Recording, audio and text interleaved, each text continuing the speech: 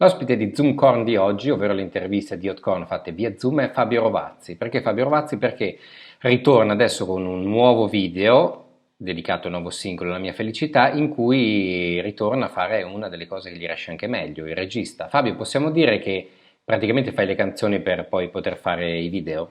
Sì, diciamo che è uno splendido pretesto, però non ti nascondo che do anche grande importanza alla musica, nel senso che magari non sembra, però dedichiamo davvero tanto tempo in studio e fino a quando non ho il pezzo, cioè fino a quando il pezzo non ci convince al 100%, faccio anche fatica ad immaginarmi delle immagini a volte. Non è questo il caso perché in questo caso abbiamo scritto prima il video e la scrittura del pezzo è avvenuta in concomitanza dello sviluppo poi preciso delle varie sequenze del video, però è diciamo un 50 e 50. Senti, una delle cose che colpisce di più della mia felicità, oltre al citazionismo, al cortocircuito pop da Call of Duty fino a LOL, con Lillo è anche quel nuovo protagonista, quella sorta di Baby Yoda e Gremlins che fai entrare nel video.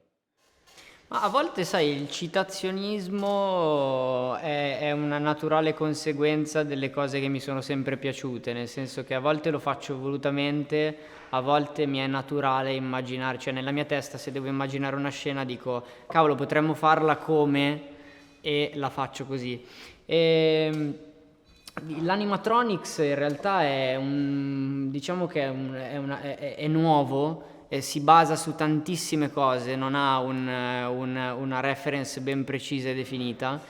Mi piaceva l'idea di una creatura più terrena che aliena, quindi riuscire a renderlo un po' più terrestre che non, capito, il Baby Yoda per dire è una cosa completamente diversa, però mi piaceva un sacco l'effetto visivo insomma, del racconto di me e una creaturina indifesa, no? Quindi quello forse è un'associazione che si può fare, o magari quella delle orecchie, anche se le orecchie di Drew sono gigantesche a confronto. Senti, ma quanto ti piacerebbe fare il regista di un film, di un lungometraggio reale? Ci hai mai pensato? Ma mi piacerebbe davvero tanto, è una responsabilità diversa e anche a me la cosa che spaventa di più non è tanto dirigere, ma il concepire un prodotto più lungo, nel senso che sono due cose completamente diverse proprio sotto qualsiasi aspetto. Anche proprio l'idea di una storia, un conto è doverla poi spiegare in poco tempo e a volte appunto le idee mi vengono appositamente per essere spiegate in poco tempo. Immaginare di dover fare un film è una cosa completamente diversa, no? Se dobbiamo essere un po' sul mood dei Monty Python. E mi piacerebbe tanto, prima o poi lo farò, e devo solo prendere coraggio insomma, e farmi venire qualche idea. Poi in realtà ne ho, nel senso che questo video per dire è tratto da un film che ho scritto che non è mai uscito, quindi oggettivamente la testa ce la metto. E l'unica cosa è trovare anche il momento giusto, poi sai, viviamo in un momento particolare per il cinema, per il prodotto film, nel senso che c'è stato un momento in cui per un attimo non credevamo più nei film. Non so perché, beh, ci sono stati dei mesi in cui tutti dicevano no, ma il film non si fanno più i film, adesso ci sono solo le serie. E invece poi siamo tornati ai film e abbiamo appunto continuato a fare entrambi i prodotti. Viviamo in un momento strano sotto questo punto di vista e sto cercando di comprenderlo per fare la mossa più giusta anche. Senti, noi sappiamo anche che tu sei uno spettatore piuttosto esigente. Raccontaci un po' della tua passione per un cult come Interstellar di Christopher Nolan.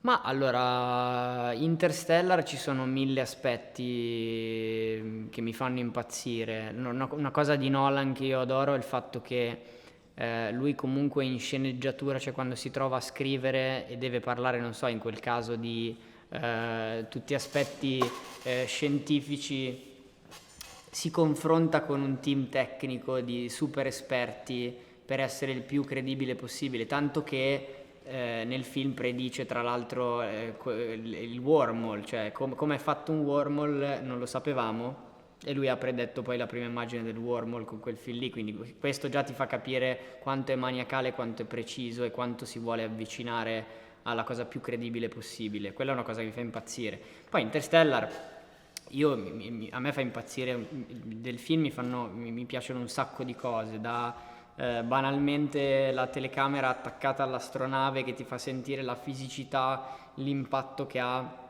un viaggio su un veicolo, cioè ci sono mille micro cose che mi fanno impazzire tecnicamente. A livello di storia il rapporto del padre e della figlia, insomma di questa apparente perdita del padre, è una cosa sulla quale ovviamente mi ci ritrovo personalmente parecchio. Ci sono mille aspetti di quel film che mi fanno impazzire. L'avrò rivisto, non so, 100 volte, impazzisco proprio. Senti, ma a proposito di rivedere, tu rivedi mai i video che hai fatto, le cose che hai girato? Ti capita, ti succede mai o cerchi di rivederlo? No, solitamente non riguardo i miei video vecchi, se lo faccio è perché mi capita, non so, mi trovo in una situazione in cui me lo fanno vedere e allora sono costretto a riguardarlo, però non li riguardo. Quello che ovviamente succede quando io riguardo i vecchi, i vecchi progetti, noto tutti gli errori, tutto quello che si poteva cambiare, tutto quello che si poteva fare, allo stesso tempo provo una profonda nostalgia e mi si apre un mondo di ricordi legati ai progetti, perché poi a parte al di là del video, della canzone e tutto il resto, sai, sono tutte cose legate a determinati momenti della vita, insomma poi si fa sempre un viaggio, cioè anche quando abbiamo finito, poi abbiamo chiuso quelle riprese su questo set qua, è come se finiamo la vacanza estiva della scuola, no? Cioè ci si saluta un po' con il magone perché si è passati i giorni insieme. Io sono molto perfezionista ed è difficile che poi io riguardi una mia cosa con piacere, nel senso che ovviamente noto sempre un sacco di cose che avrei voluto cambiare o non ho fatto in tempo a fare o tutte queste robe qua, quindi vivo un po' in questo stato strano. Per dire un video che mi riguardo volentieri e faccio quello che voglio, quello sicuramente. Quando giri video come La mia felicità, pensi mai anche o senti mai la pressione, la logica del numero, visto che poi questi video vanno su YouTube e vengono poi misurati anche per quante volte sono visti? Ma no, la logica del numero no, nel senso che io sono in una fase, credo, della vita in cui cioè, non so come dire, i numeri li abbiamo fatti, non ho bisogno di riconfermarmi, non sono al mio secondo singolo e devo semplicemente, la mia battaglia, la mia guerra è quella di trovare sempre un'idea migliore, no? Però poi la parte dei numeri, a parte che è una conseguenza eh, spontanea e imprevedibile, oltretutto il mercato continua a cambiare, cioè c'è stato un periodo in cui i video di YouTube sembravano morti, adesso sono ripartiti, non si capisce bene, quindi sai, poi l'apprezzamento delle persone a me fa piacere indipendentemente dalla quantità, quindi vedo un po' come va, la lascio andare. Senti Fabio, l'ultima domanda è un giochino che ci piace fare qui a Hotcorn. Ti suona il telefono ed è un regista che ti vuole assolutamente nel suo prossimo film. Chi vorresti fosse?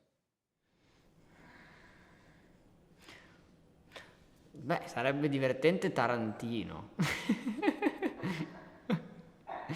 In una scena brutta, cioè dove devo picchiare qualcuno.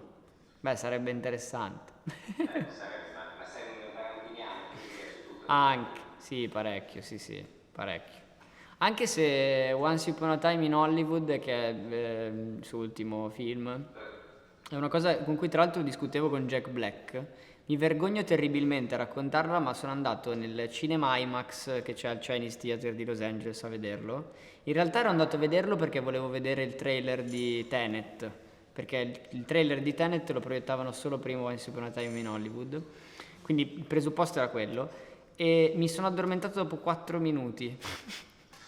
Poi l'ho rivisto tutto, forse era un giorno in cui ero stanco, forse era il jet lag, però sono ancora insomma, in debito con Tarantino perché ho fatto questa pirlata che non dovrà mai più ripetersi, perché comunque è un gran film anche Ok, quello. meglio che non gira tutti, sennò veramente il prossimo film ti fa massacrare lui, ti fa arrivare una banda di gente da mazza da baseball, Esatto, esatto. Dirty Fabio, ha fatto il personaggio. Esatto, no, comunque è un personaggio che adoro terribilmente, mi piace un sacco anche il suo modo di fare, si vede anche, non so se hai mai visto il video di backstage di lui che racconta, che legge la sua stessa sceneggiatura, mi pare di Kill Bill, cioè si vede che proprio ama quello che fa, ama anche quel cinismo che mette nelle sue cose, ha un suo tipo di ironia, un suo modo di vivere la vita.